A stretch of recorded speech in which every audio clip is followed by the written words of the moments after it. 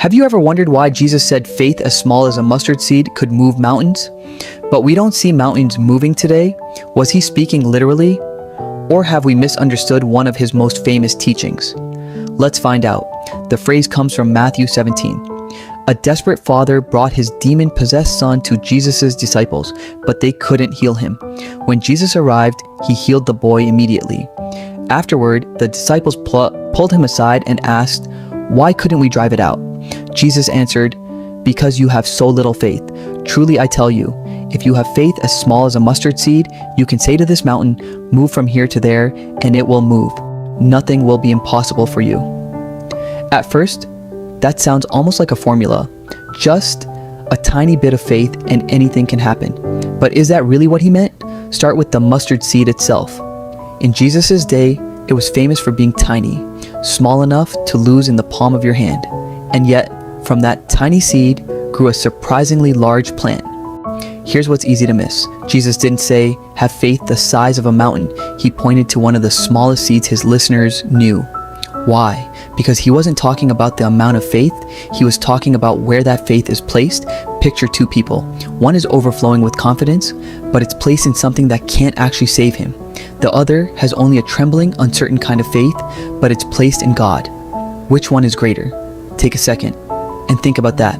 Scripture points to the second, because even weak faith aimed at the right person is powerful. So what about the mountain? Was Jesus really expecting his followers to start relocating mountains? Here's something a lot of people don't realize. Throughout scripture and in Jewish teaching, mountains were a common way of talking about massive, seemingly impossible obstacles. Jesus performed real miracles, and God is still able to do the impossible.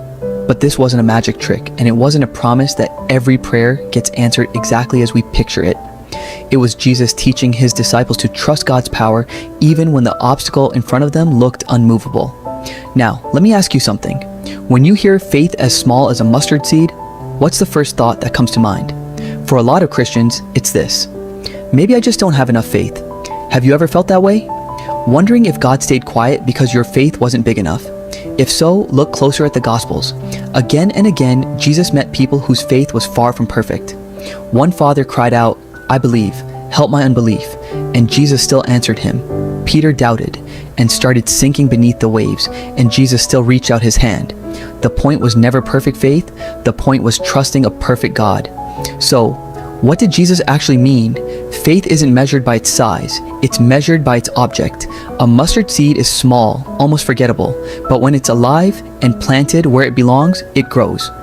In the same way, even the smallest, most trembling faith placed in the hands of an all-powerful God can accomplish what looks impossible.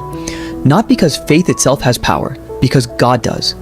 And maybe that's exactly what Jesus wanted his disciples and us to understand all along.